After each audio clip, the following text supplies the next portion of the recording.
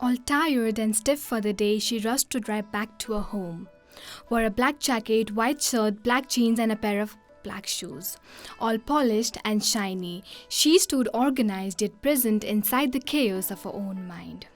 She spoke the words she never meant to. Without a plan, she met people right before the fall of man. She drove along the country road, took a left and a right, down another road, again a left and a right. The country lane that takes her home does not feel same tonight. The trees that waves a good night does not trigger the same tonight.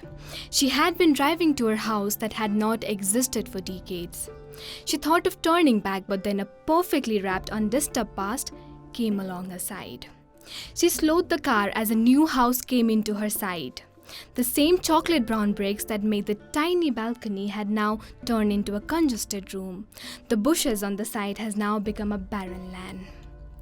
People whose existence she had forgotten came into her vision to ask her about the affinity that had eventually become a failure.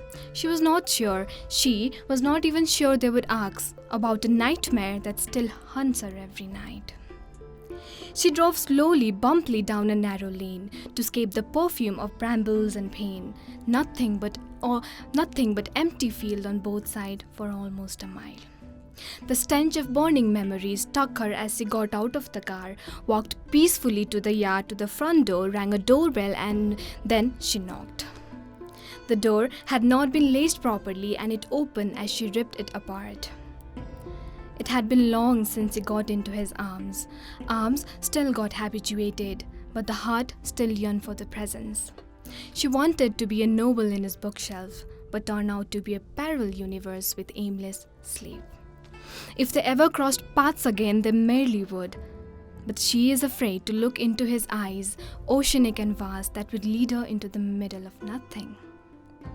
She liked the late-night version of him, vulnerable and real, because he uttered distance in the ears. Unlike love, he never spoke to her. It is not raining though, not even a single drop has fallen from her eyes. The black clouds are all hovering, and her eyes the only source of running water. Even if it does not make sense, she saw him leaving before he actually left. This time she came with her baggage, heavy and dusty, to leave behind all the tresses his silence has made. She left the weight, and it felt right. For one last time she brooded into the infinite skies, to witness the twinkling stars one more time, with a promise to never let her vulnerabilities find a home again.